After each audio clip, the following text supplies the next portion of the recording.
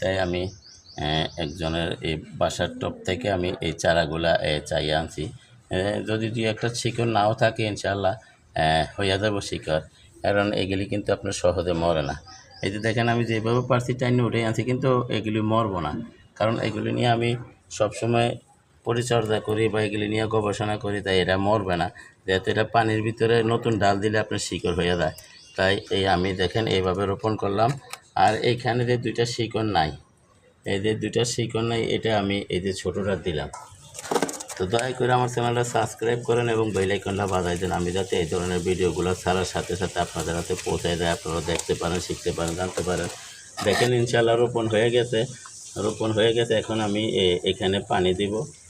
আর আপনারা যদি ঘরে বারান্দায় যে কোনো জায়গায় জানালার গ্রিলে আপনারা এইভাবে এই গাছগুলো আপনারা করতে পারেন।